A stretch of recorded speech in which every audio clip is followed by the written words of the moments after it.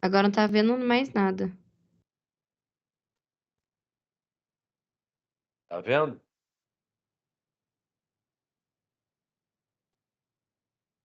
O que você está vendo agora?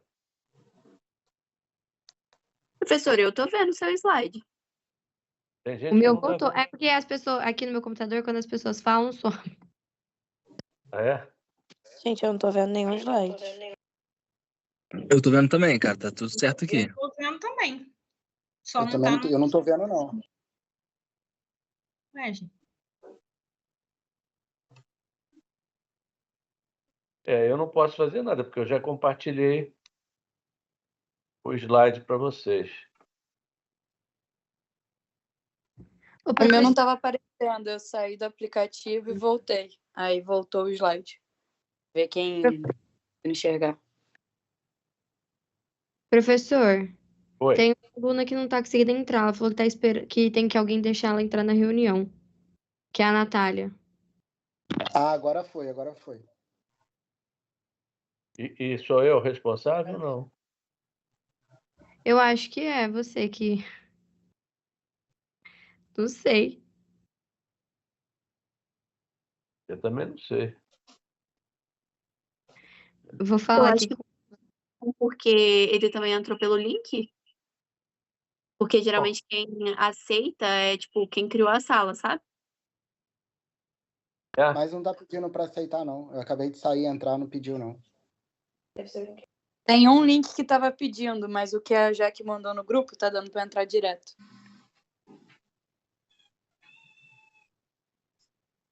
Aqui está dizendo para mim que eu estou compartilhando. Sim, tá aparecendo seu slide, professor. Tá, Tá sim, aparecendo. professor, tá aparecendo. Só não tá em modo apresentação, tá?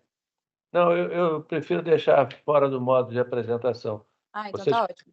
vocês preferem modo de apresentação? Não, do jeito que você achar. Não, pode ser assim mesmo.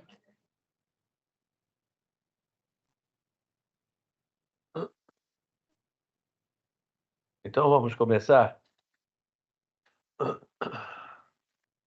Então, pessoal, olha aqui. A prova de vocês é uma prova que está tranquila, porque vocês estão vendo meus slides, não estão? Continuam Sim. vendo? Tá Sim, bem. estamos vendo sim. Sim. Então a prova está tranquila. E agora é bom a gente não, como é que se diz, não bobear, tá certo? Então eu vou ser objetivo aqui na revisão de vocês e já vou dizendo o seguinte: vocês têm uma canetinha aí à mão, não tem? Todo mundo pega uma canetinha, um papel.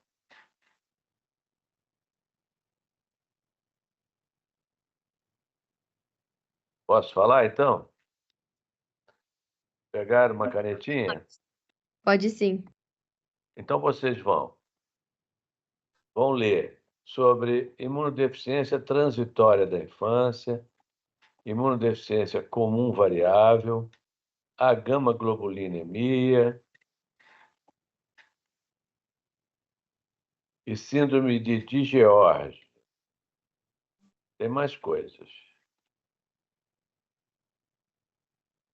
Então, vejam bem, eu coloquei um slide para vocês, que é esse aqui, ó, que é esse slide que eu disse que era o slide mais importante na questão das imunodeficiências, porque nesse slide eu fiz aqui uma síntese de tudo que eu expliquei para vocês, tá certo?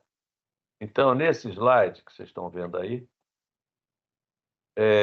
eu coloquei que nós podemos dividir as imunodeficiências em... Primeiro, eu disse que ela podia ser primária ou secundária, certo? Então, as imunodeficiências primárias também são chamadas de congênitas e as imunodeficiências secundárias são as adquiridas. As imunodeficiências congênitas são aquelas que resultam de problemas genéticos e ela pode, embora elas sejam problemas genéticos, elas podem se manifestar em qualquer momento da vida. Os motivos para isso ninguém sabe, tá certo? Mas não se sabe exatamente se tem algum fator ambiental que faz as doenças, as imunodeficiências primárias ou congênitas surgirem, enfim, em momentos diferentes da vida. Já as imunodeficiências adquiridas são aquelas que eu disse para vocês, que o indivíduo nascia normal, sem problema genético algum, e depois, com o passar do tempo, ele ia tendo problemas na vida, ou um tratamento de câncer, uma radioterapia, ou um acidente que ele tivesse necessidade de tirar o baço, a amígdala, adenoide, enfim. São ocorrências que acontecem, né? Acontecem na vida de um indivíduo e que pode levar esse indivíduo a ficar com algum tipo de imunodeficiência. Tá legal? Bem, as imunodeficiências, elas podem, vamos falar das imunodeficiências congênitas primeiro, tá bom? As imunodeficiências congênitas, elas podem afetar tanto a imunidade inata quanto a imunidade adaptativa, beleza? A deficiência, a imunidade inata, vocês já sabem bem, mas não custa repetir, é aquela que afeta células como os neutrófilos, os macrófagos, os basófilos, os eosinófilos, são as células da imunidade inata. E as células e as lesões, ou as imunodeficiências congênitas que envolvem a imunidade adaptativa é aquela que afeta os linfócitos.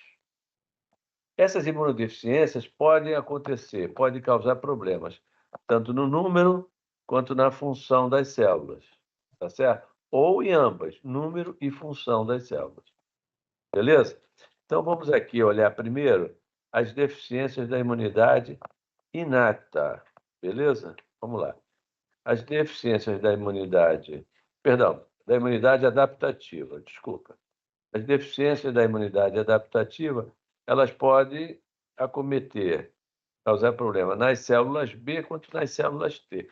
Lembra que eu disse para vocês na aula? Perguntar, o que a célula B faz? Bom, a célula B produz anticorpos. Então, se a deficiência é de célula B, o paciente vai ter problema na produção de anticorpos. Tá certo? Ele pode ter problema na produção de anticorpos decorrente de uma incapacidade funcional das células B de produzirem anticorpos, ou ele pode ter uma deficiência relacionada ao número de células B, tá certo? Então, a célula B não produz anticorpo por algum defeito, tá? Ou o paciente não tem células B, tá certo? Então, eu fiz esse slide aqui para vocês e disse que as imunodeficiências que afetam as células B, tá? Elas vão resultar em problemas na produção dos anticorpos. E aí nós vimos o seguinte: a primeira doença que eu disse a vocês era a gama-globulinemia. Na gama-globulinemia, olha, o paciente, desde sempre, desde que nasce, ele não é capaz de produzir anticorpo. Vamos ser objetivos.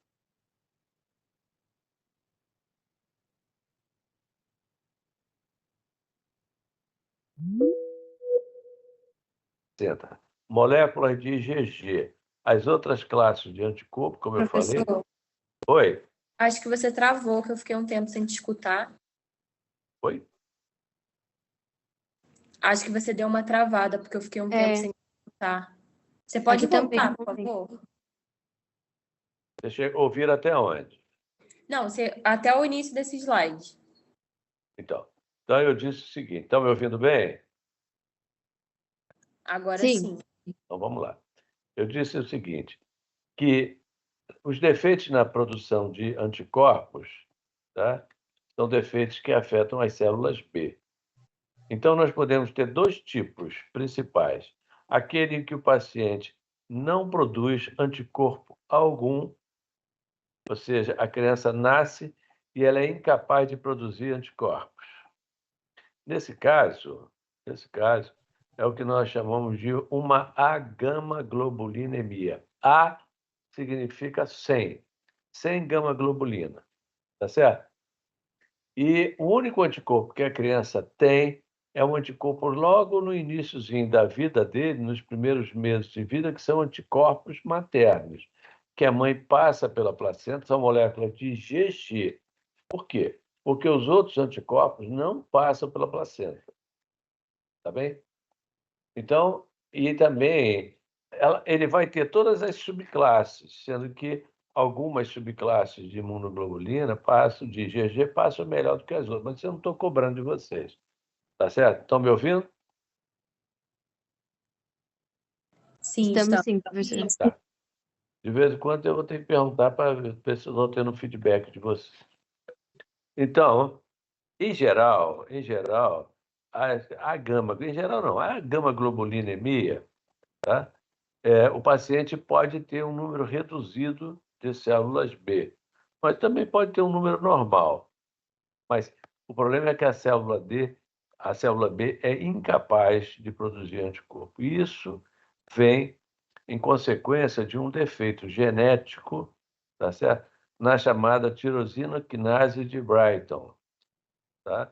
Na tirosina quinase de Brighton, faltando nessas células, o problema é que a célula pré-B ela não avança no amadurecimento dela para células B imaturas. Tá? Então, você tem célula pré-B, célula B imatura, depois nós vamos ter a célula B madura. Tá? Então, há um bloqueio aqui onde vocês estão vendo esse X e a célula B não avança da fase de pré-B para B. E o paciente não produz anticorpo. Beleza? Bem, tratamento para isso. O tratamento, como se identificar? O paciente vai nascer normal, a criança nasce aparentemente normal, mas já nos primeiros meses de vida ele começa a apresentar os sinais de imunodeficiência, tá certo? Então, ele já começa a ter infecções recorrentes, infecções respiratórias, e às vezes ele já inicia o quadro com infecções graves, tá bom? Com meningite, com febre, com problema intestinal, e o paciente vai evoluindo mal até que alguém resolva pedir um exame para ver se a criança está bem. Isso é um problema genético, tá certo?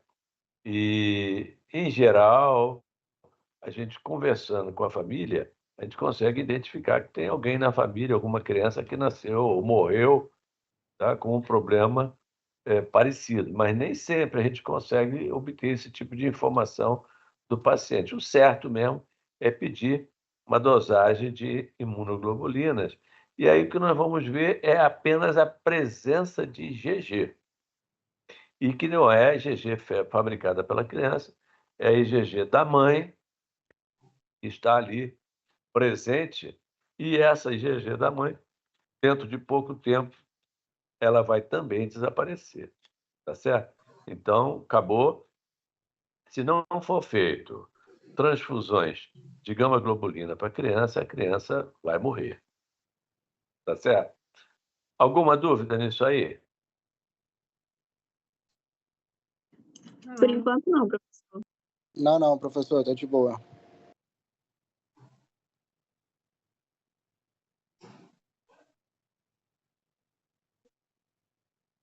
É uma gama-globulinemia, tá bom?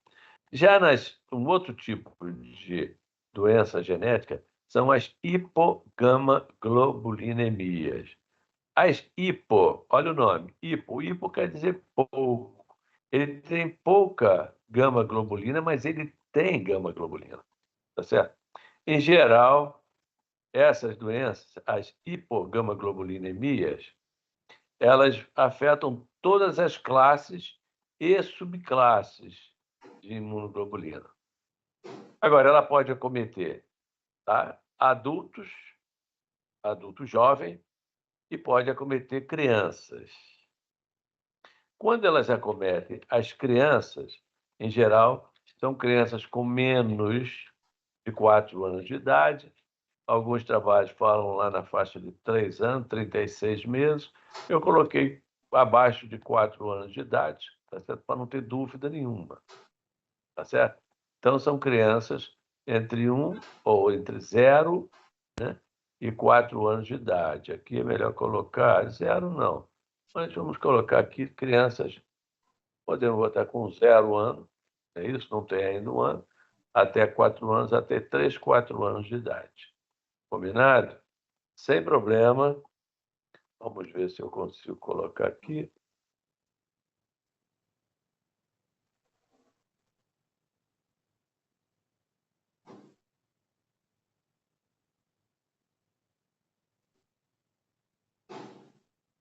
Muito bem.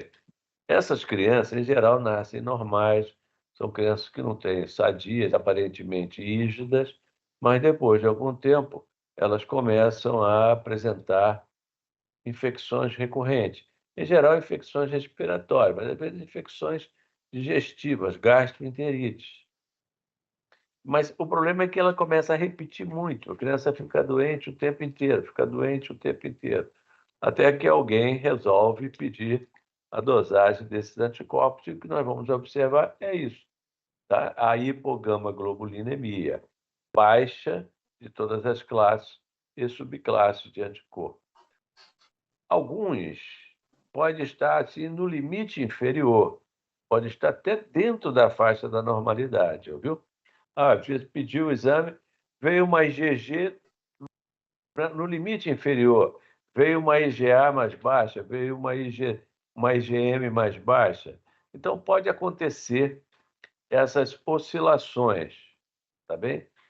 E, muitas vezes, o paciente oscila, a criança oscila, faz um período de baixa de imunidade, né? Um período de transitória da infância, de repente ele dá uma ligeira recuperada, depois ele cai novamente e fica nessa brincadeira, tá bom? Tratamento para isso em geral, não se faz nada. Em geral, a gente fica olhando para a criança e vai dar antibiótico quando tiver alguma infecção mais séria, tá bem? Mas, na maior parte das vezes, as crianças têm essas taxas baixas, tá bem? Mas não representa assim, não tem grandes problemas, não, tá bom? Então, mas eventualmente, quando a criança apresenta alguma infecção mais grave, tá? E às vezes fazendo uso de antibióticos, a criança não melhora, aí nós somos obrigados a fazer reposição dessas gama-globulinas. Tá legal? E como eu expliquei para vocês, a reposição é feita com moléculas de IgG. E moléculas de IgG sem a região isotípica, ou seja, aí você vai dizer para mim assim, poxa, mas o que caracteriza uma IgG? É o isotipo? Tá certo. O que caracteriza uma IgG é essa parte aqui de baixo do anticorpo que eu estou mostrando para vocês. Mas como é que eu posso afirmar que o que está sendo passado para o paciente é IgG? Tá certo? É porque tira-se a IgG, retira-se a IgG do pool que vai ser transfundido para as crianças, o paciente, e depois retira-se a região isotípica, usa apenas essa porção FAB do anticorpo.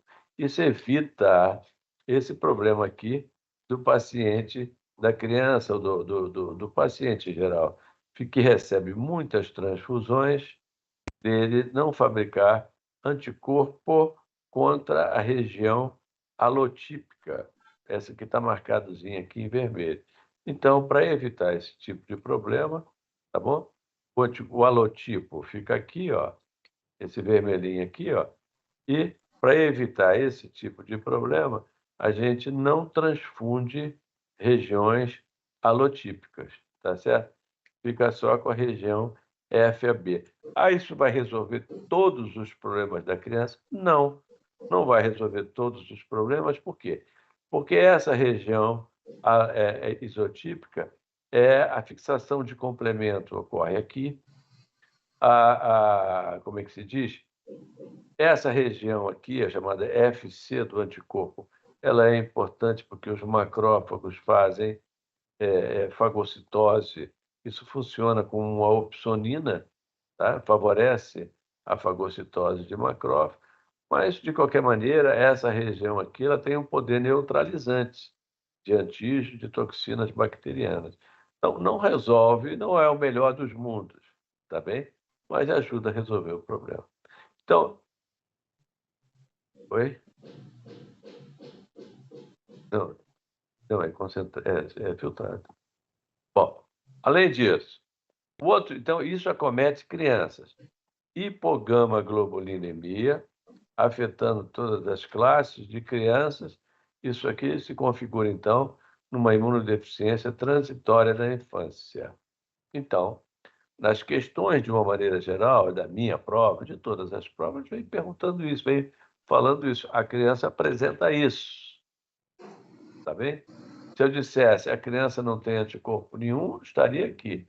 Mas se na prova disser a criança apresenta anticorpo, então você já sabe, mas está baixo, e a idade da criança, então você vai chegar à conclusão que se trata de uma transitória da infância. E como o nome diz, é transitória, tá bem? Depois de algum tempo, a criança ela recupera e a vida dela segue normalmente.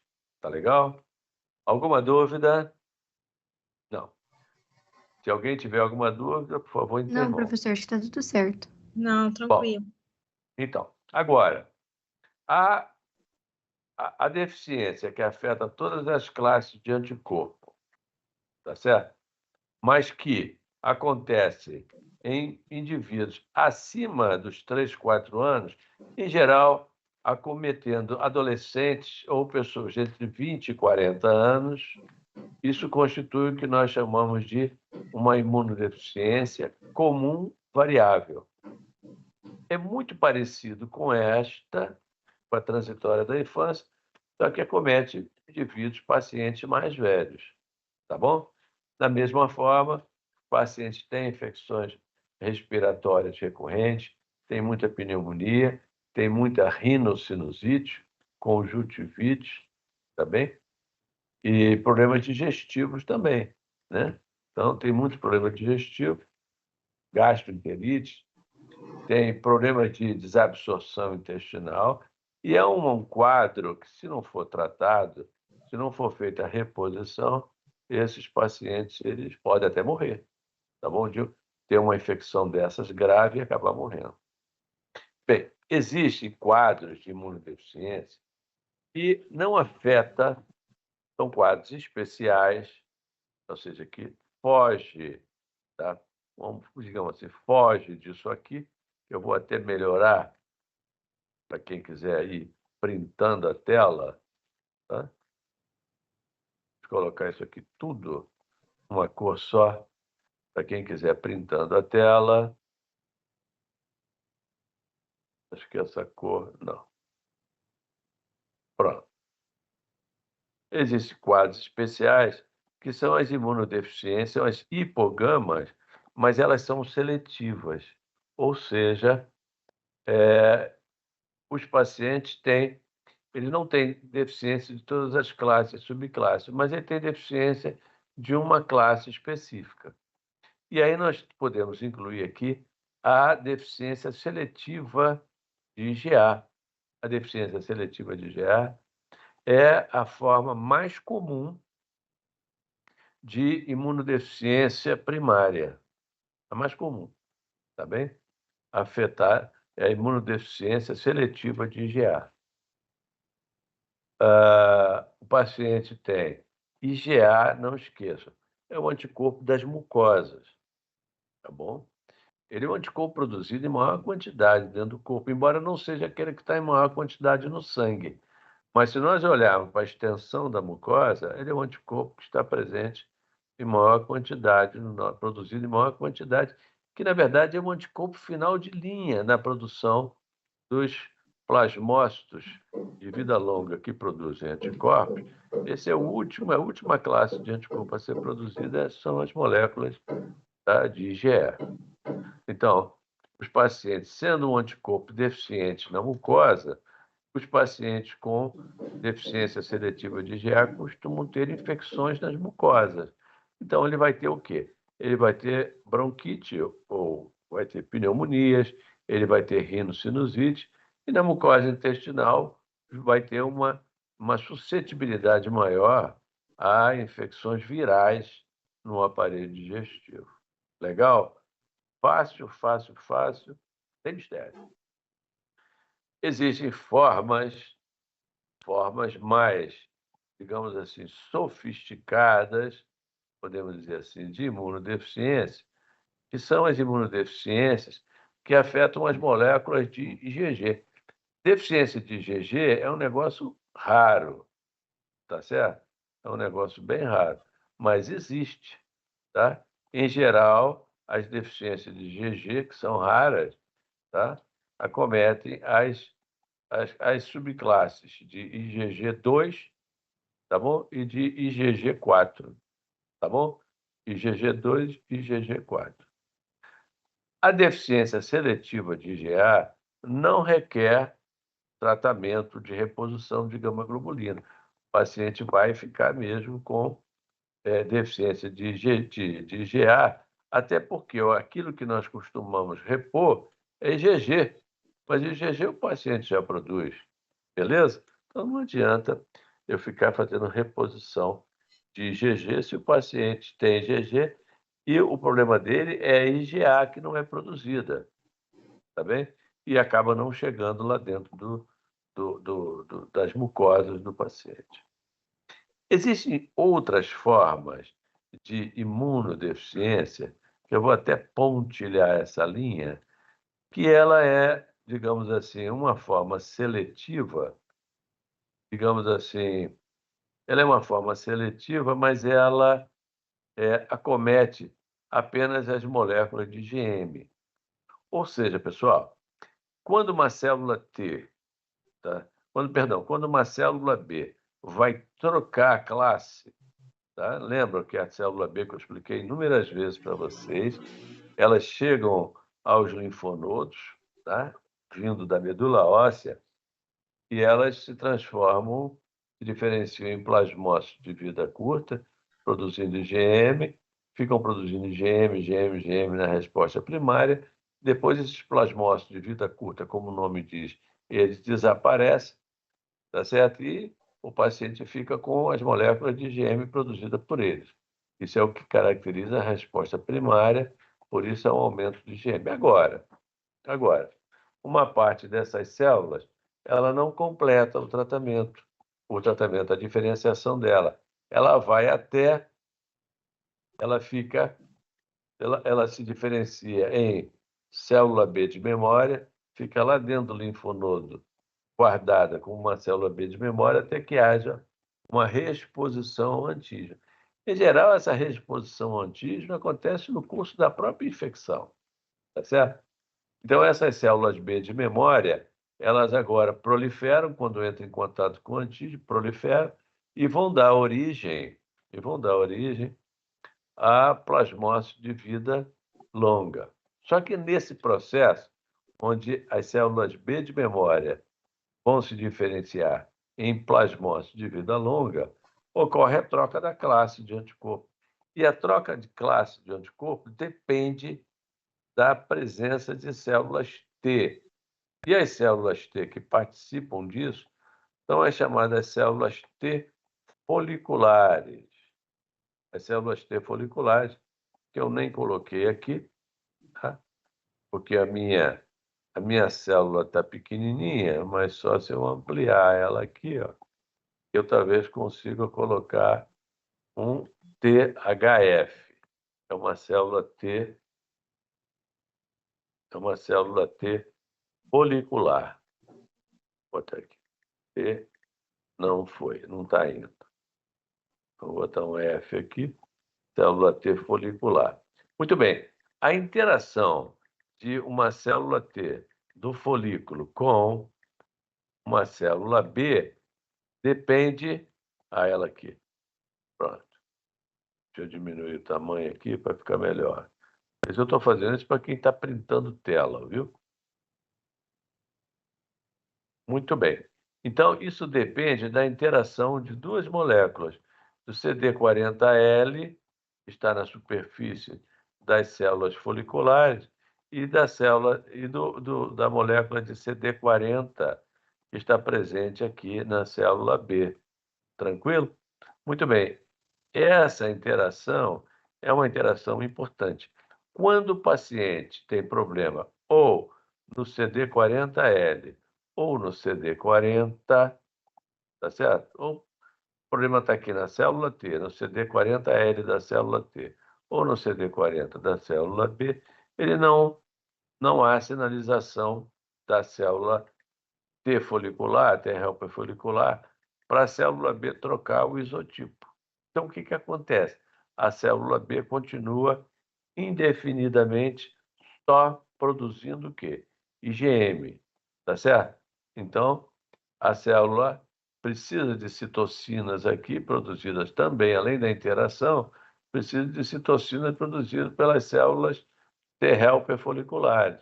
Então, a célula não troca o isotipo, vai produzir somente IgM, IgM, IgM, IgM, e não vai ter as outras classes de anticorpo. Como é que se faz o diagnóstico disso?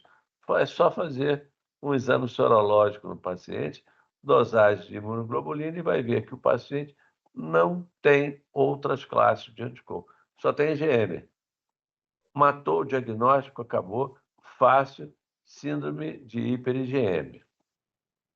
Bem, existe, então, pessoal, isso que eu falei para vocês são as deficiências primárias mais comuns, afetando as células B.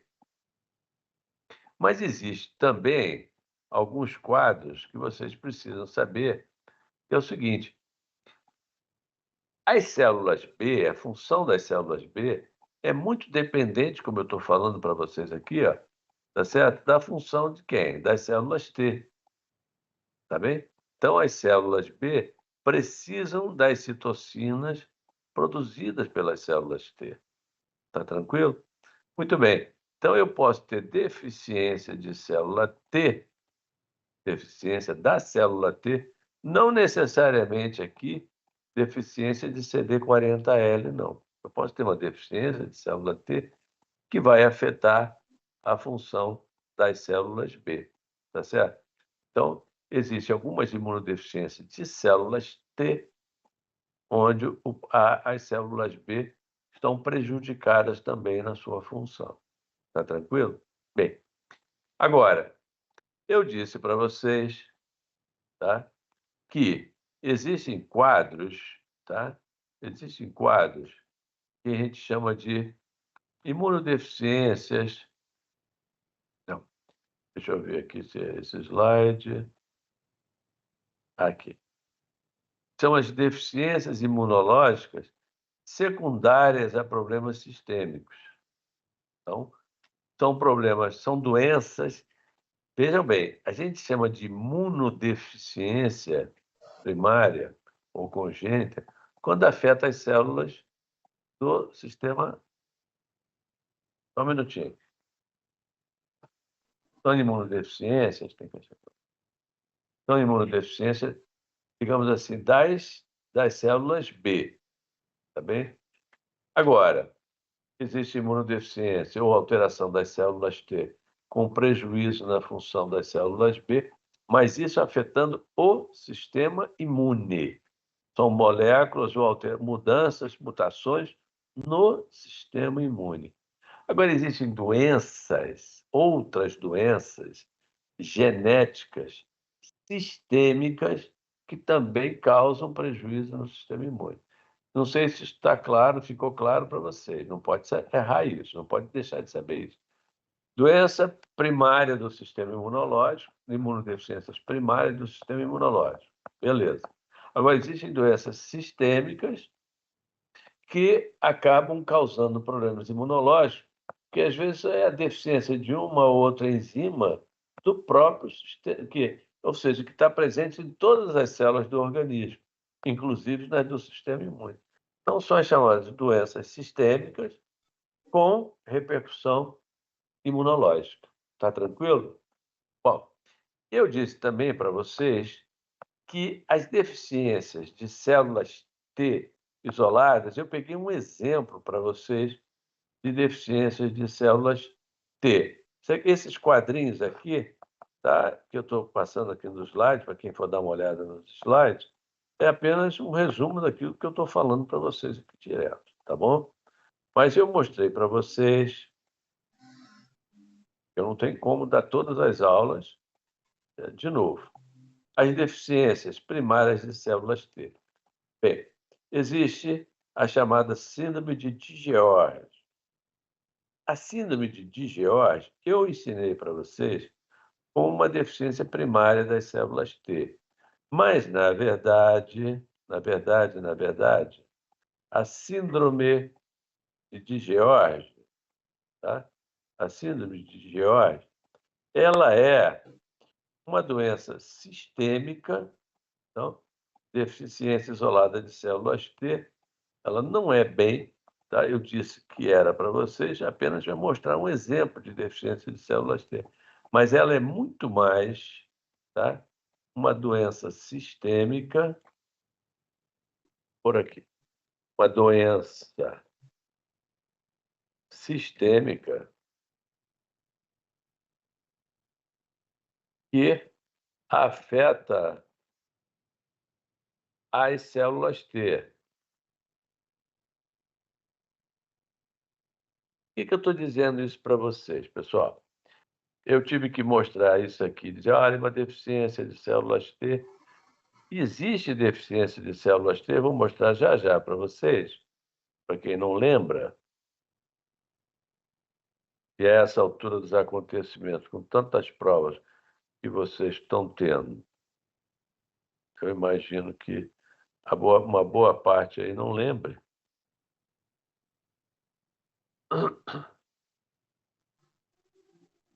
Então, doença sistêmica que afeta as células T. Por que na síndrome de Digeorge, tá?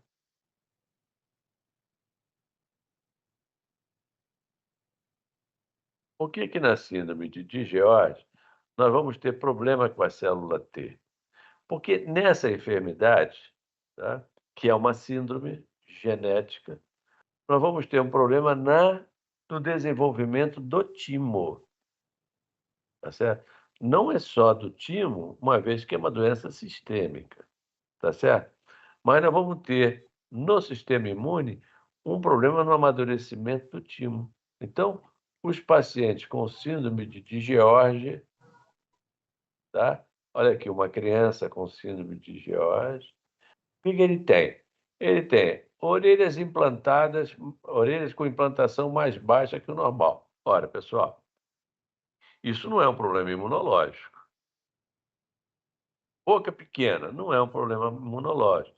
Fenda palatina não é um problema imunológico. Agora, olha aqui, a ausência, tá, do desenvolvimento do timo e das glândulas paratireoides. Do timo, sim. Das glândulas paratireoides, não tem nada a ver. Não é uma deficiência, tá certo? Como é que se diz, imunológica. Anomalias cardíacas, não é deficiência imunológica. Atraso mental, déficit de crescimento, convulsões, cianose, hipocalcemia e problemas cognitivos e comportamentais. Essas coisas não são problemas imunológicos, beleza? Então, mas a ausência do timo ou a hipoplasia tímica vai causar o quê? Vai causar uma deficiência de células T.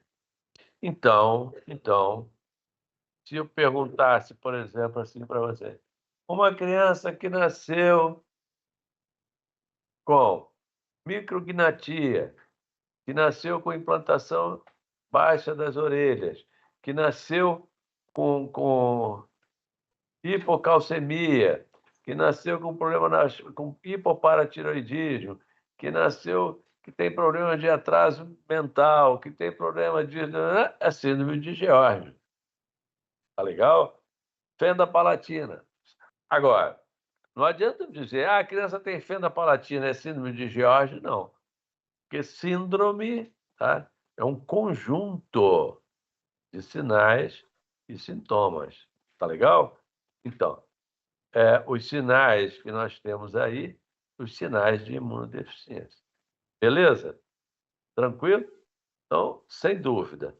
Bem, aqui a criança com síndrome de George, e vocês vão olhando os slides depois com calma. Tá bom. Agora existe também, tá, afetando doenças, veja bem, doenças sistêmicas com problemas com repercussão imunológica. Exemplo, síndrome de George. Ah, é a única? Não, não é a única.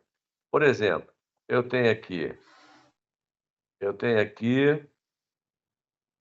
a síndrome de Wiskott-Aldrich. A síndrome de Wiskott-Aldrich, a ataxia e telangiectasia e a síndrome de Hiper-IgE são doenças sistêmicas.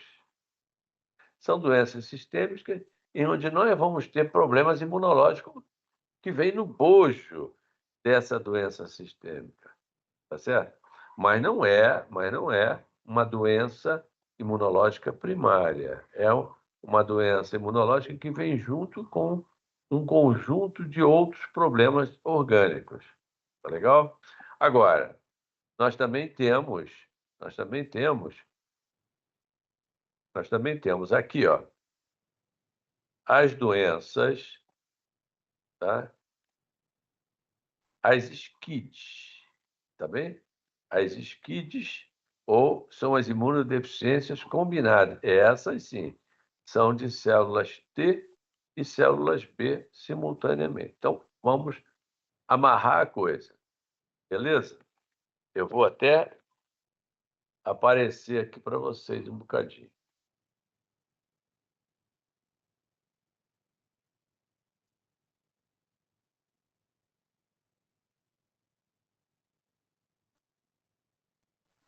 Então, para quem não lembra da minha cara, sou eu aqui. Estou deitadinho aqui, falando para vocês. Então, vamos amarrar a coisa. Então, nós temos doenças, imunodeficiências primárias, afetando as células B, as hipogama globulinemias, as agama globulinemias. Nós temos as doenças que afetam as células B e T simultaneamente, tá? E aquelas que afetam as células T. Em geral, como eu disse a vocês, as deficiências de células T trazem problemas para as células B. Mas não é dessa que eu estou me referindo. O que eu estou me referindo é as SCIDs. As SCIDs são doenças que não são doenças sistêmicas que afetam células B e T. Em geral, as SCIDs são doenças que envolvem enzimas ou proteínas que estão presentes predominantemente nas células B e nas células T. Tá certo? Então, é uma imunodeficiência que afeta as células B e T. Não é uma imunodeficiência que afeta a célula T com repercussão nas células B. Não é isso. Tá bem? As SCIDs são chamadas, por isso elas são chamadas imunodeficiências combinadas, esse S aqui é de severa, do inglês. Tá bom? Então, são imunodeficiências combinadas graves ou severas. Tá certo? Então,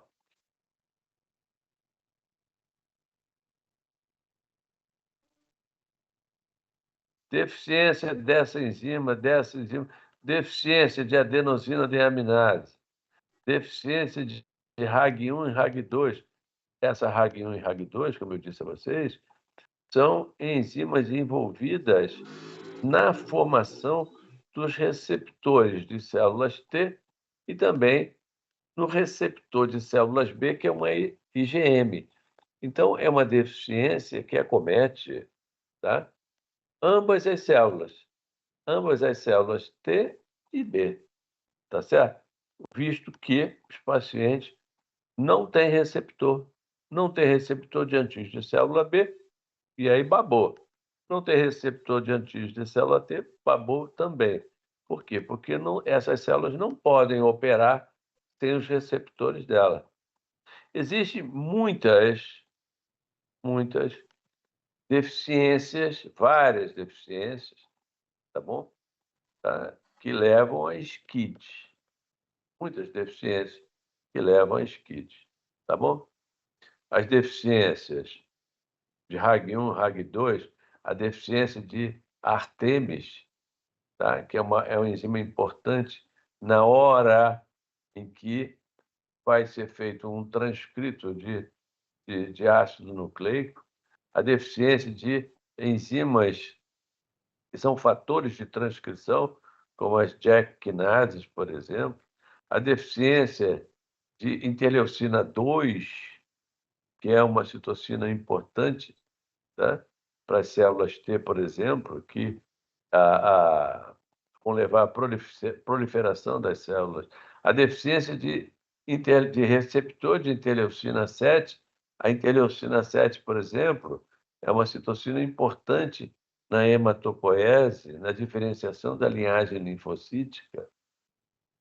A deficiência de uma outra enzima chamada enzima ZAP70, tá bem? Então, imagina que o paciente tem deficiência de MHC1 e MHC2. Acabou, não tem apresentação de antígeno. Então, vimos aqui, como exemplo, eu separei alguns. A deficiência de adenosina deaminase. A adenosina deaminase é uma enzima envolvida no metabolismo das purinas, que existe em grande quantidade dentro dos linfócitos, de monócitos ativados, etc. Então, paciente com deficiente de adenosina deaminase vai ser imunodeficiente. E é uma imunodeficiência combinada grave, porque afeta tanto células B quanto as células T. Tranquilo? A deficiência de adenosina deaminase vai causar uma imunodeficiência tão grave que a criança tem que viver dentro de uma bolha. Tá certo? É uma criança que tem que ficar germe-free. Não pode ter contato com germe nenhum. Tá certo? Lembra do caso que eu mostrei para vocês na aula, da criança chamada menino da bolha? Então, a solução para isso é uma terapia genética, tá bem? Para tentar colocar esse gene que está faltando, de adenosina deaminase, ou transplante de medula óssea, senão o paciente morre. Outro problema, a adenosina da purina, a deficiência de purina nucleotídeo fosforilase.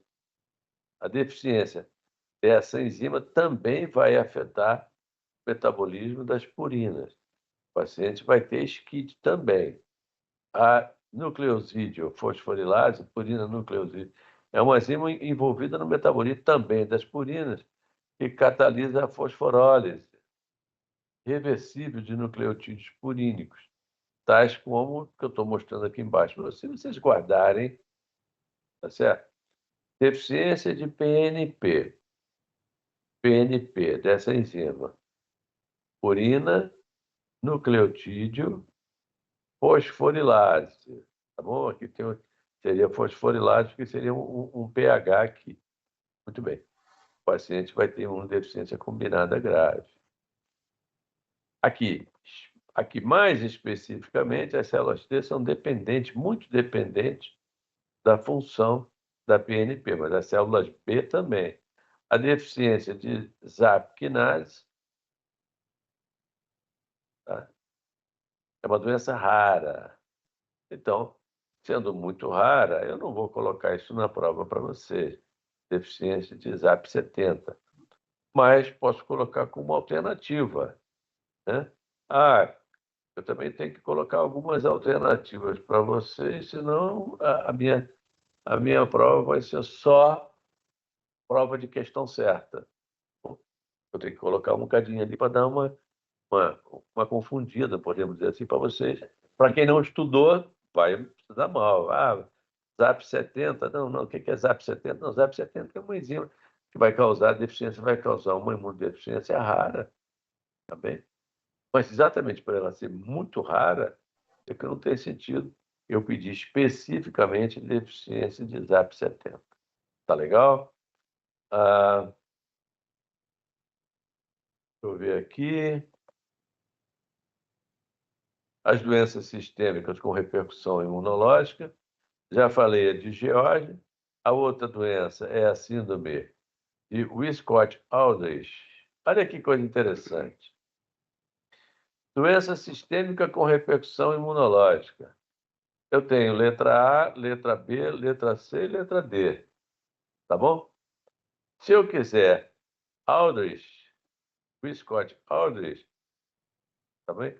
Suponha, por exemplo, que essa fosse a resposta correta, eu teria que colocar essas outras aqui para vocês discernirem aqui se é um Wiskott-Aldrich ou se é de George, ataxia, telangiectasia ou uma síndrome de hiperigé. Também não tinha sentido eu colocar uma questão onde a resposta certa seria síndrome de George, tá bem? E as outras alternativas eu não explicar para vocês o que é. Ou, se eu pusesse como alternativa correta síndrome de Wiskott-Aldrich, tá bem? Essa é a correta, mas eu não expliquei para vocês o que são as outras. Então, vamos ver as outras.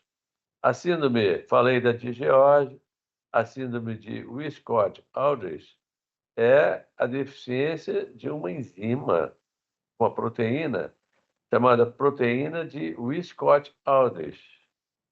E essa doença é caracterizada por alterações na regulação do sistema imune, por isso é que ela é uma imunodeficiência, mas o paciente também tem trombocitopenia com plaquetas de tamanho reduzido, o paciente tem diarreia sanguinolenta,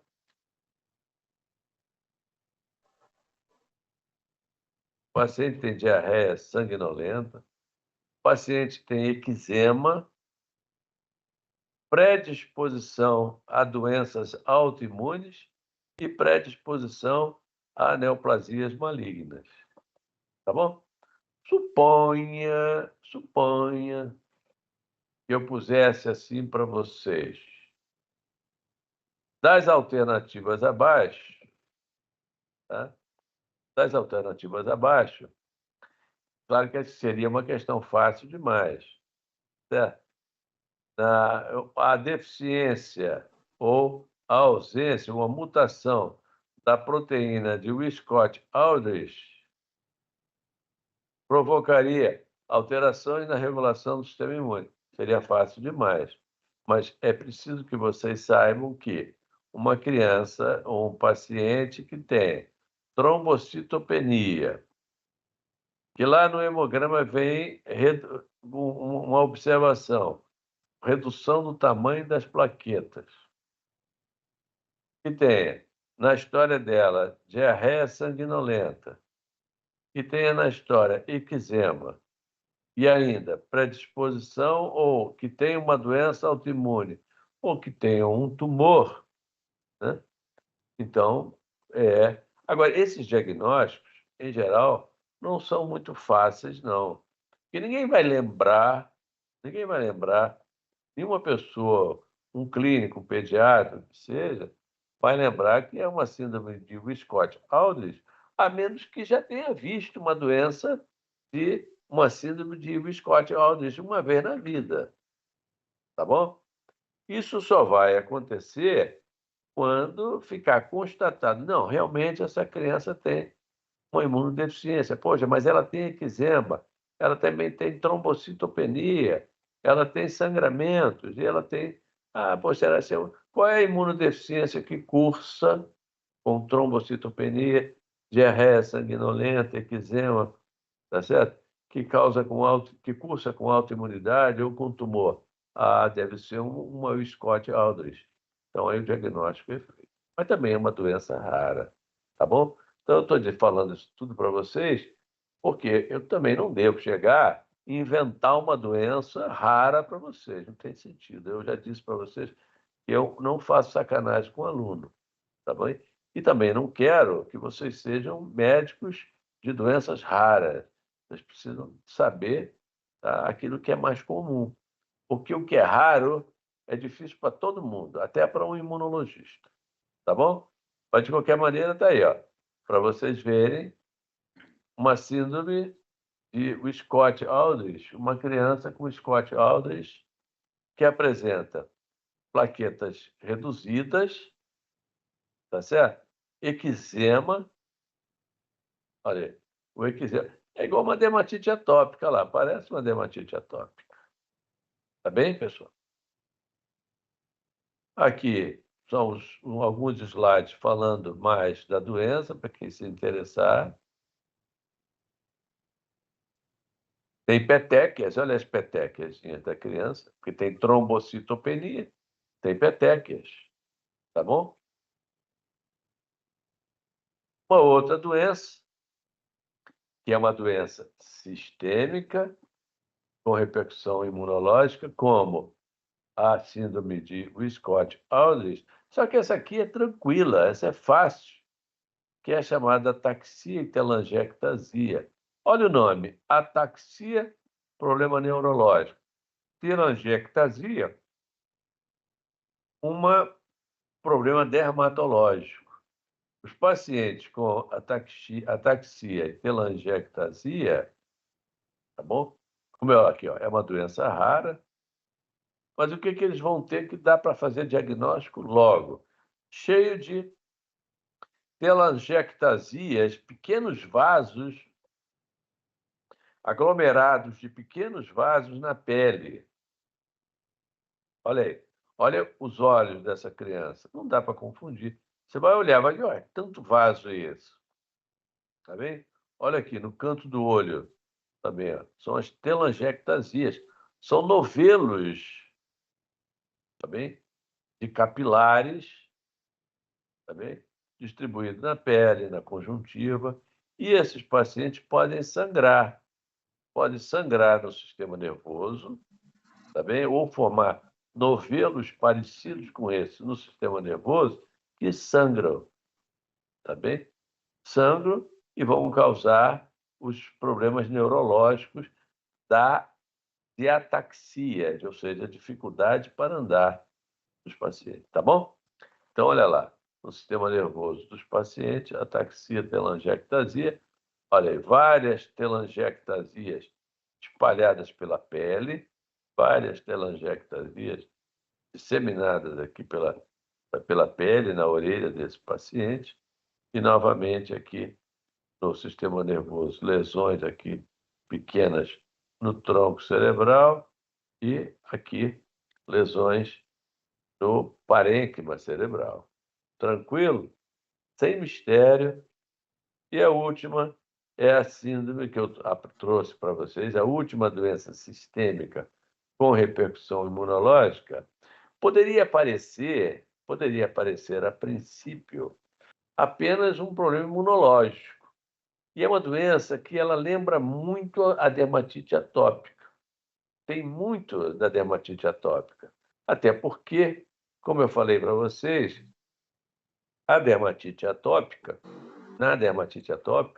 uma boa parte dos casos de pacientes com dermatite atópica cursa com aumentos da IgE, tá certo? Só que o aumento da IgE na síndrome de hiper-IgE é muito maior do que aquele que nós observamos na dermatite atópica. Os pacientes com dermatite atópica podem ter níveis de IgE ali em torno de acima de 1000, como é que se diz? CAI, que é uma unidade utilizada para dosar a IgE, tá certo? Mas esses pacientes podem ter níveis de IgE até 10.000 vezes acima daquilo que é considerado normal. Então, são pacientes com níveis muito elevados de IgE e eles vão apresentar sintomas muito parecidos com da dermatite atópica, como dermatite, tá certo? Eczema. E também, da mesma forma que nos pacientes com dermatite atópica, uma suscetibilidade muito grande. Desculpa. Uma sensibilidade muito grande à infecção por Staphylococcus aureus, tá bom? Uma suscetibilidade grande à infecção por Staphylococcus aureus. E esses pacientes frequentemente fazem, esses pacientes com muita frequência, eles fazem, como é que se diz? Abscessos profundos. Abscessos profundos, né? Nos membros, fazem abscessos profundos pulmonares, tá bom? Abscessos, na maior parte das vezes, na grande maioria das vezes, provocados por quê? Por Staphylococcus aureus. Tranquilo? Então, vamos ver aqui uns casos. Aqui. Pacientes com síndrome de hiper-IgE. Olha aqui, eczema. Olha aqui, eczema, tá? A orelha totalmente eczematizada, a orelha contaminada, né? Vocês podem ver aqui a contaminação. Olha aí, tá? Com contaminação, com secreção. Olha aqui, o bebê todo eczematizado. E olha os abscessos aqui, ó. Olha aqui, o abscesso na axila dessa criança. É claro, o diagnóstico dessa doença, ele é relativamente fácil. Então, você tem um bebê, uma criança, paciente, onde você olha para ele, está eczematizado. Aí você vai pedir uma dosagem de imunoglobulina. Vai vir uma IgE lá em cima, mas muito lá em cima. E ele tem história de piodermite, ele tem história de infecção, tá? De lesões pulmonares, de abscessos pulmonares. Então, você vai pensar em que o paciente pode ter uma síndrome de hiper-IgE. Não vai fazer o diagnóstico. Ah, mas ele tem dermatite? Tem dermatite. Ah, mas os pacientes com dermatite têm IgE alto? Tem. O problema é que os níveis de IgE desses pacientes são níveis muito altos, muito mais elevados do que aqueles que nós observamos na dermatite atópica. Além do mais, o paciente com dermatite atópica pode ter um abscesso desse tamanho? Pode. Até um indivíduo normal, que não tenha deficiência nenhuma, pode ter um abscesso desse tamanho. Mas a questão principal... Vocês estão me ouvindo bem aí, não estão? Sim, professor. Então, até um indivíduo normal pode ter um abscesso desse tamanho. Mas a questão fundamental é que ele não tem um, ele tem vários, ele tem muitos abscessos, tá? Abscessos profundos, e aí vamos suspeitar de que se trata não de uma dermatite atópica pura e simples, tá? Não que a dermatite atópica seja uma doença banal, mas não se trata de uma doença, de uma dermatite atópica pura e simples, mas sim uma síndrome de hiper-IgE. Está tranquilo até aí? Não tem muito mistério para essa prova não, viu, pessoal? Bom, deixa eu continuar aqui. Bem, agora, existem outras doenças sistêmicas. Eu dei aqueles 4 exemplos mais importantes, né?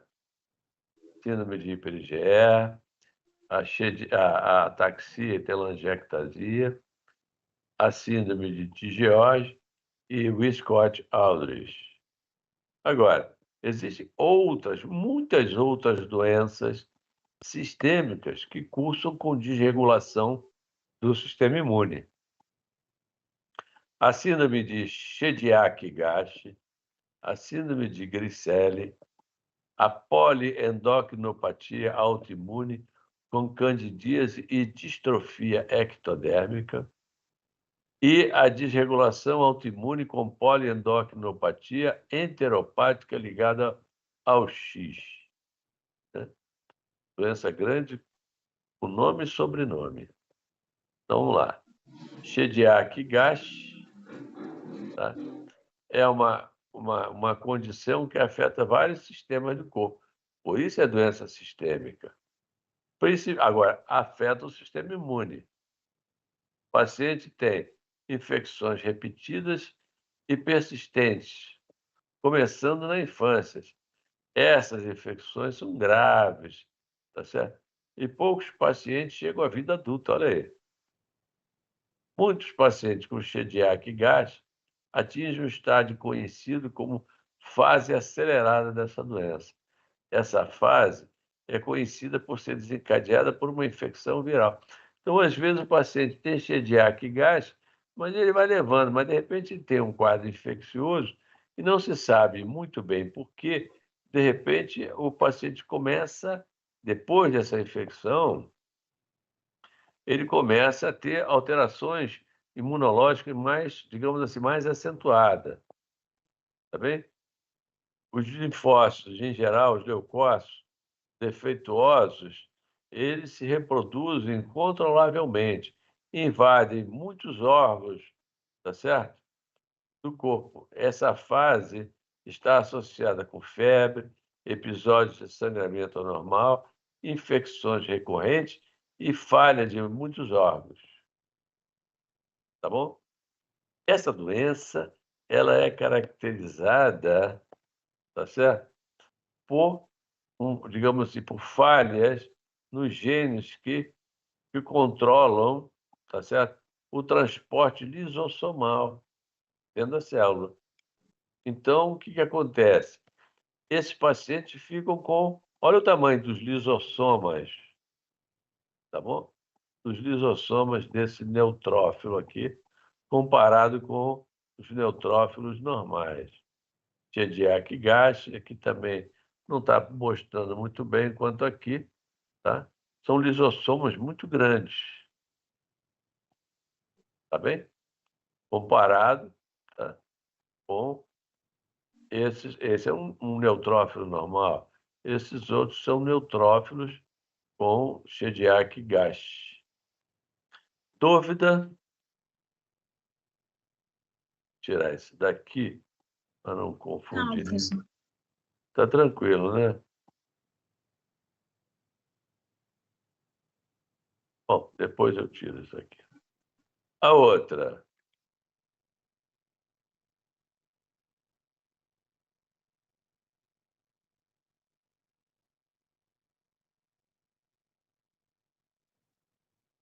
Também esses pacientes podem ter distrofias ectodérmicas, tá certo? A síndrome de Griscelli, né? Isso é fácil de guardar. E gris vem de grisalho, né? Então, olha o cabelinho dessas crianças, olha. Elas são grisalhas, literalmente grisalhas. Fica até com o cabelo bonito, meio acinzentado, né? Então, síndrome de Griscelli. Tem vários tipos de síndrome de Griscelli, tipo 1, tipo 2, tá bom? E as outras graves são as chamadas poliendocrinopatias autoimunes, com candidíase e distrofia ectodérmica. São doenças raras e graves. Olha aí, olha que interessante. A doença é causada por mutações no gene AIRE. Lembra que eu falei para vocês? AIRE eram genes que estavam dentro do timo. AIRE quer dizer regulador, RE, regulador de autoimunidade. Tá certo? Então, a deficiência desses genes AIRE pode levar ao aparecimento de doenças, por isso ela é poliendocrinopatia autoimune. Autoimune por quê? Porque esses pacientes frequentemente têm doenças autoimunes. Tá bom? Por isso é poliendócrino. E essas doenças frequentemente também acometem as glândulas. Então, o paciente vai ter tiroidite, ele vai ter, como é que se diz? Problemas ginecológicos, né? Ele vai ter problema afetando os ovários, da tireoide, as paratireoides. Por isso é uma poliendocrinopatia autoimune provocada por deficiência nos genes AIRE. Beleza? Dúvida? A gente pode ter casos com candidíase, casos sem candidíase.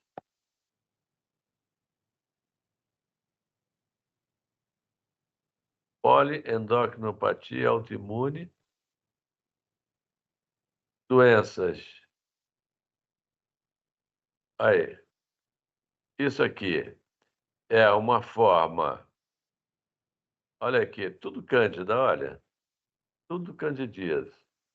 Olha as unhas desses pacientes, tá bom?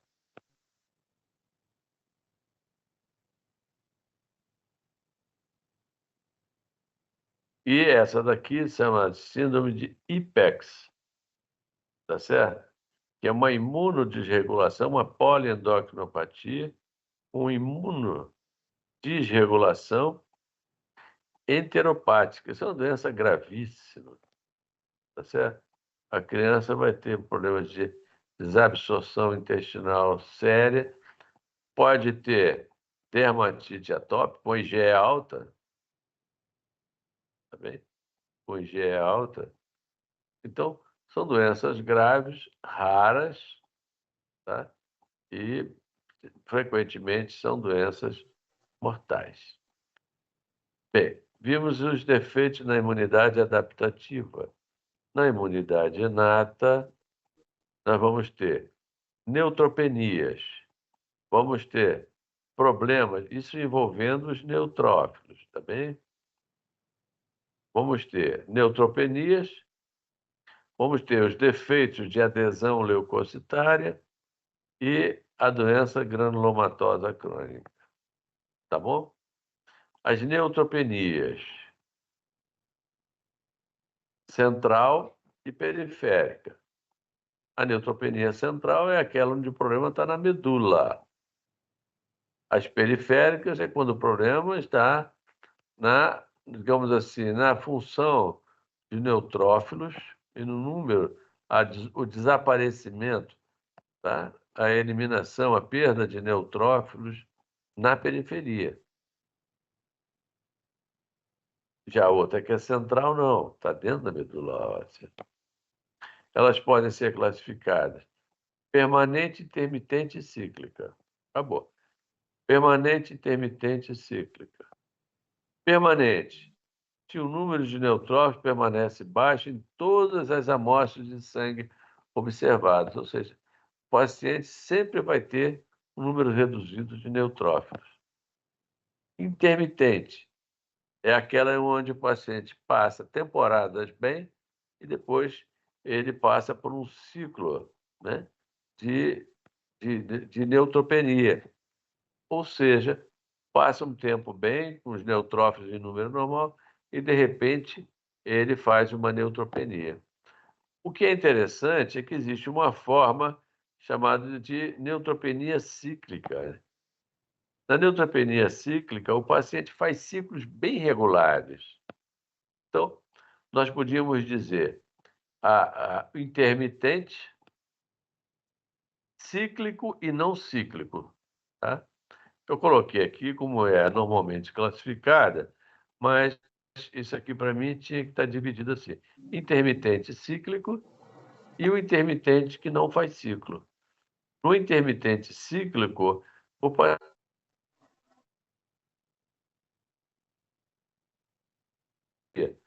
21, aí ele fica bem. 21 dias depois, outra neutropenia. Ou seja, a cada 3 semanas ele faz uma neutropenia. Já no não cíclico, esse período ele é variável, ele pode passar 2 meses bem, 3 meses bem, faz uma neutropenia, depois ele melhora, daí uma semana, 2 semanas depois ele faz outra neutropenia, ou seja, não é regular. Então a gente podia dizer intermitente, regular e não regular, ou cíclico e não cíclico. Tranquilo? Bem, as neutropenias também podem ser classificadas segundo a intensidade, o grau ou intensidade. Ela pode ser uma neutropenia leve, moderada ou grave, tá bom?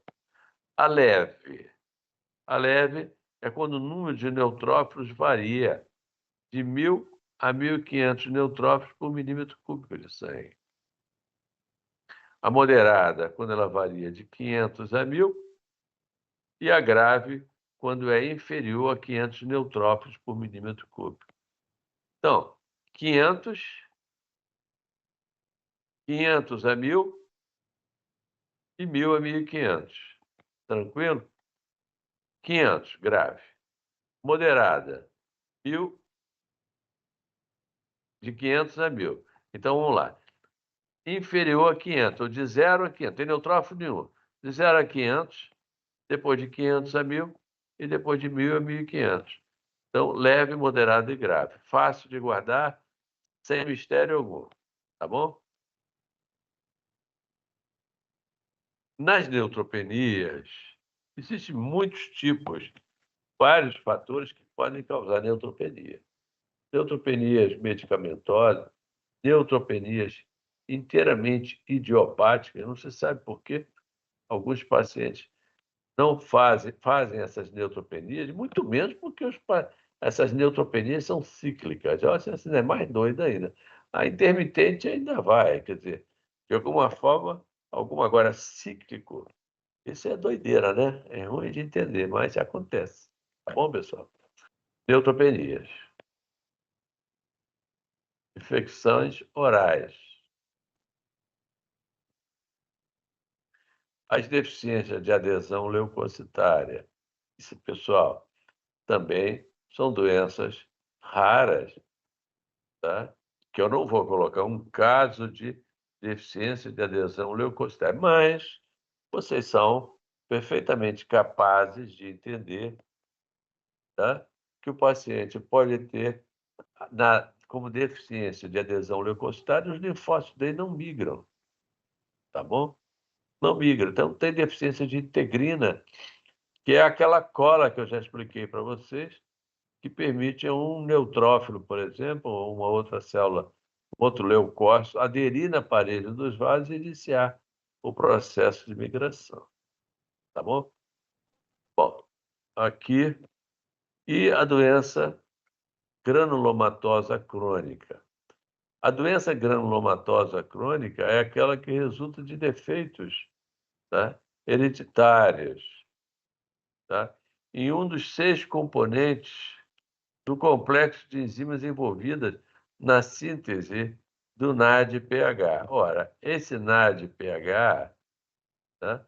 Ela é uma enzima importante para a ação e para a formação das espécies reativas de oxigênio. Então, as enzimas óxido-redutases são enzimas importantes na formação das chamadas espécies reativas de oxigênio. Só que, para essas óxido-redutases funcionarem bem, elas precisam de uma coenzima, que é esse NADPH. Tá certo? Então, essa NADPH, essa coenzima, depende, tá, de uma enzima chamada nicotinamida adenina nucleotídeo fosfato oxidase. Então, uma enzima dependendo da função das oxigênio redutase, que levam à formação das espécies reativas de oxigênio, depende de NADPH. E o NADPH é formado por ação dessa enzima que aqui está. Então, resumindo, os pacientes com doença granulomatosa crônica não formam a NADPH. o NADPH, que é a fonte de equivalentes redutores nas reações de óxido-redutase, que levam à formação daquelas espécies reativas de oxigênio, ou seja, que é os íons peróxidos, íons superóxidos, peróxido nitrito, etc. Com isso, então, os pacientes com essa deficiência, os macrófagos dessas células, desses pacientes, não são capazes de matar os patógenos. Ele fagocita, mas não mata, fagocita, mas não mata. Mas ele se ativa, ele produz interleucina 12, que ativa as células T, e as células T, em contrapartida, produzem interferon, que ativa mais ainda as células, os macrófagos, e esses macrófagos acabam formando, então, granulomas. Mas não são granulomas estéreis, porque dentro desses macrófagos ali nós vamos encontrar a presença de quê? De parasitas, de patógenos que não foram mortos. Tá bom? Então, os macrófagos, na verdade, eles são imperfeitamente ativados. Imperfeitamente ativados. Doença granulomatosa crônica. Bom, agora na prova eu vou misturar tudo isso.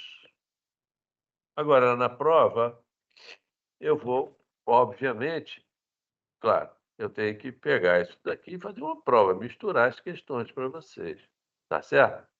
Então eu vou, na prova de vocês, eu falei várias vezes na aula,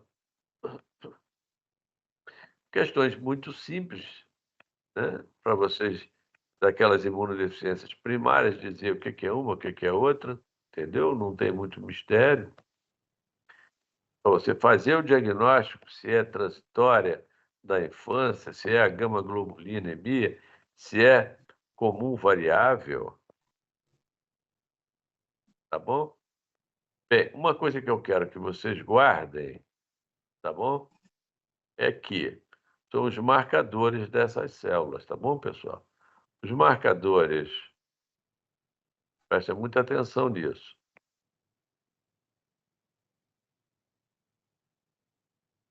Então, os marcadores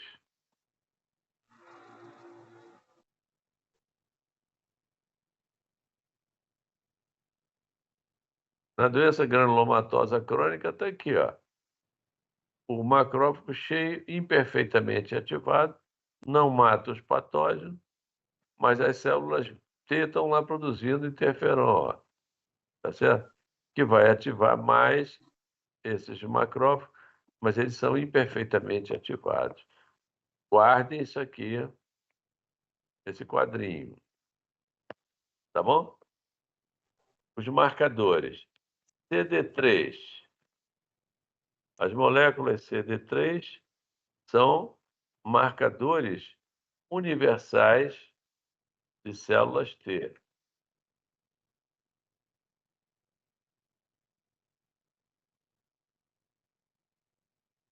Marcadores de células T.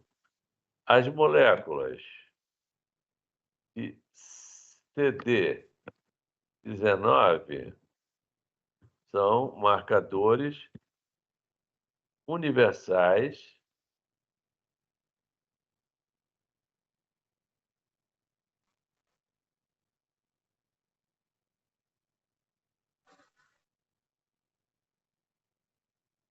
de células B.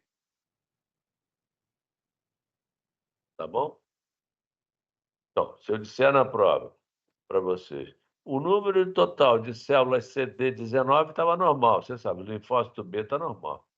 Se eu disser CD3 está normal, você sabe que o total de células T é normal.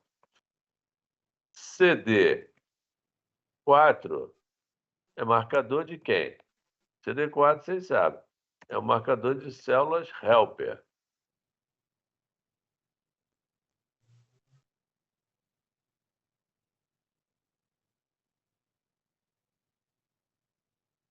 Marcador de células helper. O CD8 Você já sabe, mas não custa repetir. É um marcador de quem?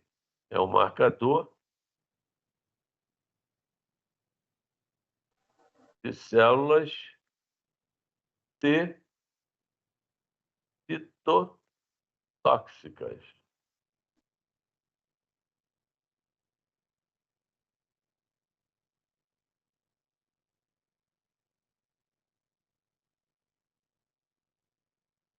E as moléculas de CD56/16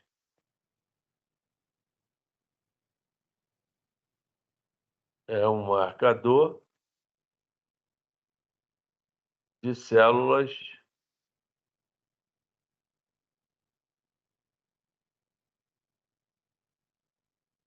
NK. Beleza? Então, se cair questões, se eu disser a fenotipagem linfocitária. Fenotipagem linfocitária é isso aqui, ó. Fenotipagem linfocitária normal. Significa que tudo isso aqui está normal. Se eu disser fenotipagem alterada, eu vou ter que dizer o que está alterado. Tá bom? Vou ter que dizer o que está alterado. Se eu disser número de células CD4 reduzido, então você já sabe, célula helper reduzida. Se eu disser número de células CD8 reduzido, se eu disser número de células CD3 reduzido, é o total de células T. Mas eu não estou dizendo se é CD4 ou CD8. Toda célula T é CD3 positiva. Tá claro? Então, esse é o marcador universal de células T. Já o CD4 é de célula T, mas é T helper. Então, uma célula CD4 ela é também CD3 positiva. Uma célula CD8 é também CD3 positiva.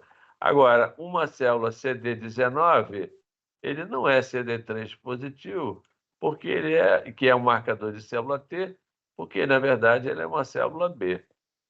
Tranquilo? Fácil assim, viu, pessoal?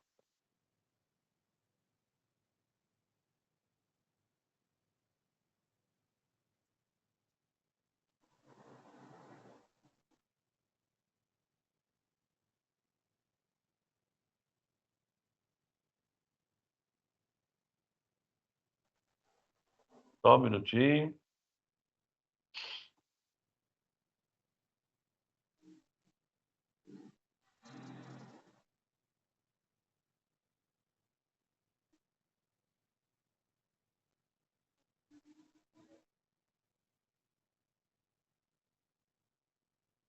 Bem, existe, como eu falei para vocês, aquelas imunodeficiências, algumas imunodeficiências, que o paciente vai ter infecções na garganta, no orofaringe, na boca,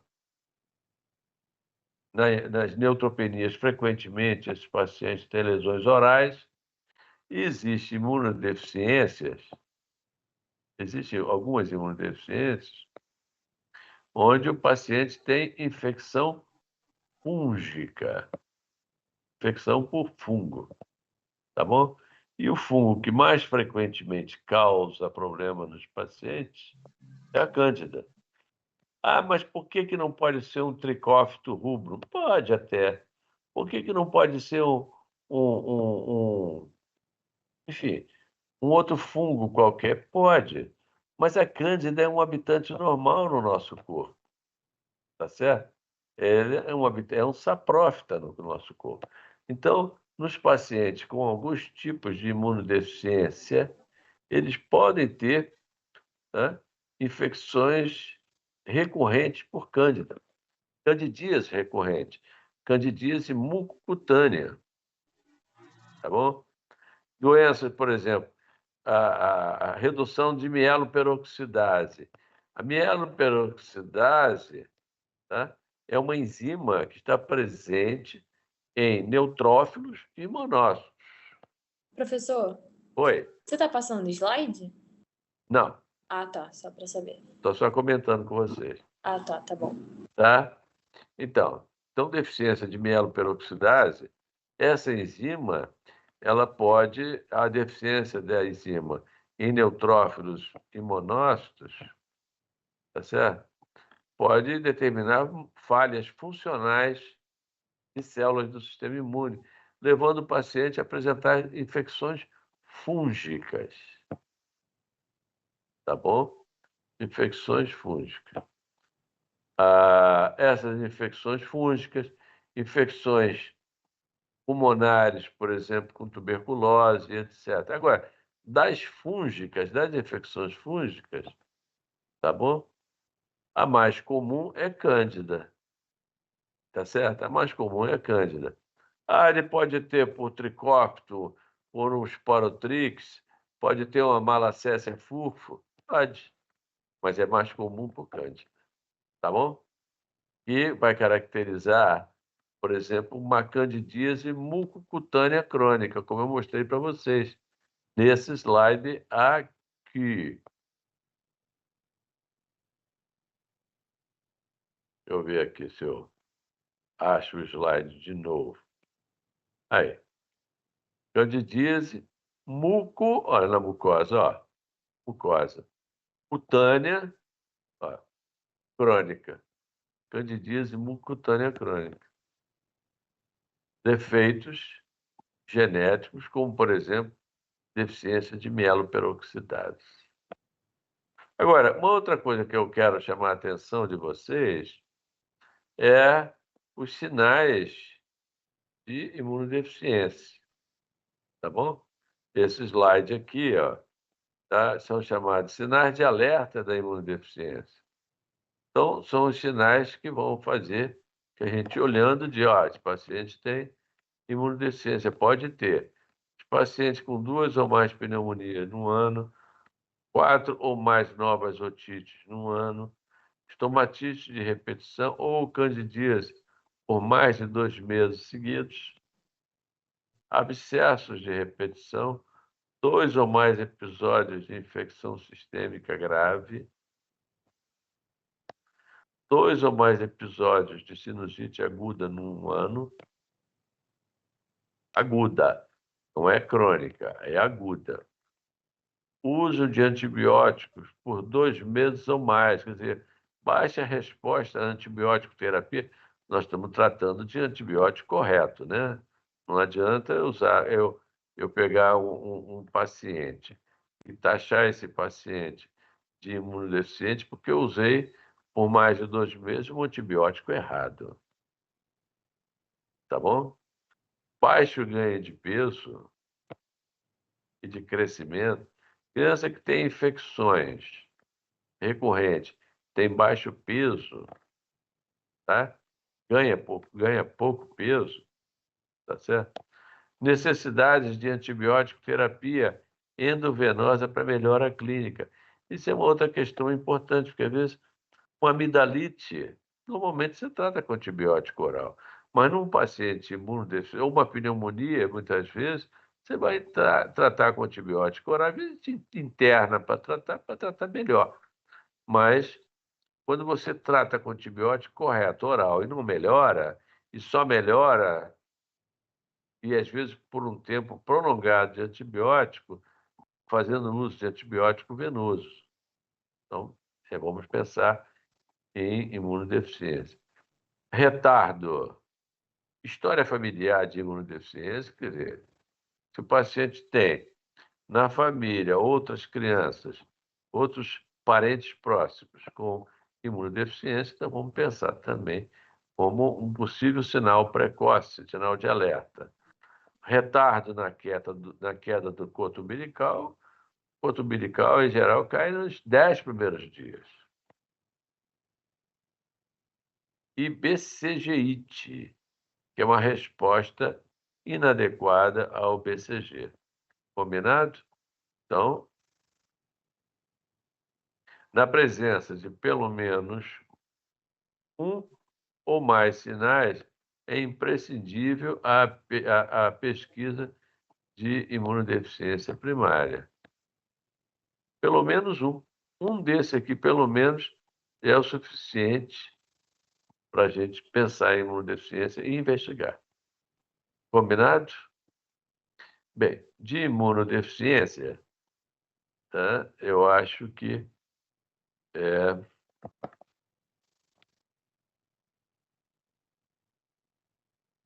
não esqueçam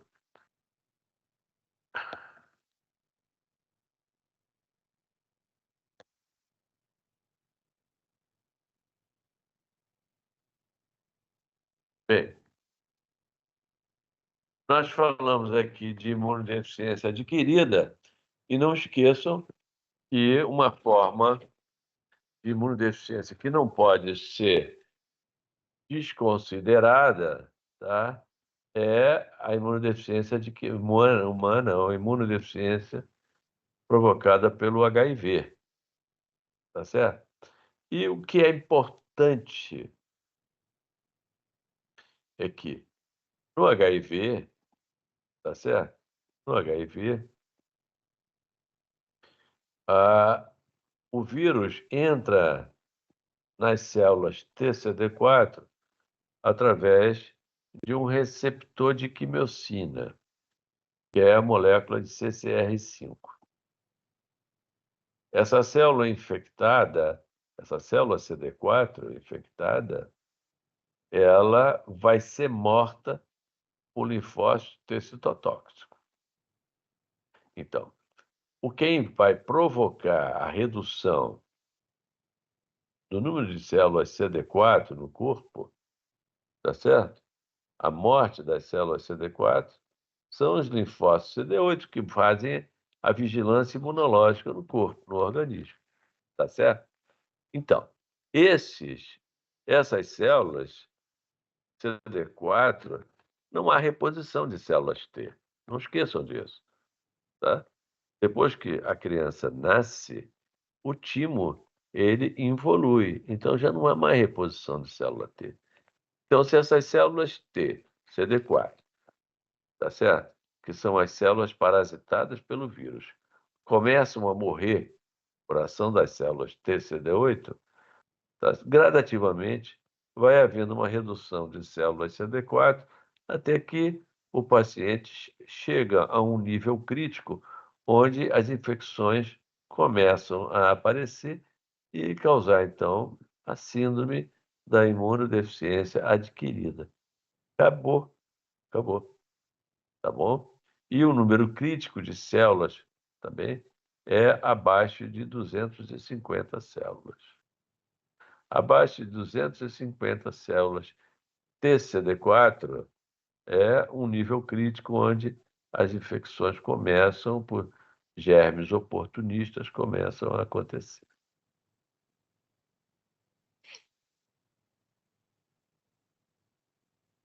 Bem, eu falei para vocês também que cairia na prova as reações do tipo 4. Nós vimos reações do tipo 1, 2 e 3 na primeira prova, e as reações do tipo 4 eu deixei para a P2 de vocês, tá bom?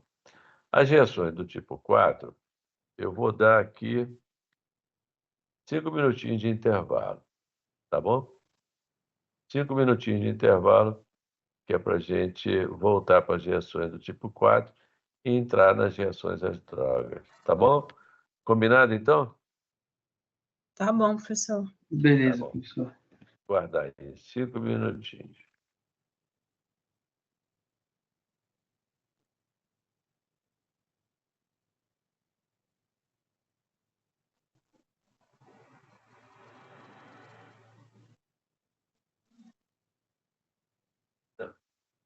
Deu um intervalinho aqui. Entendeu?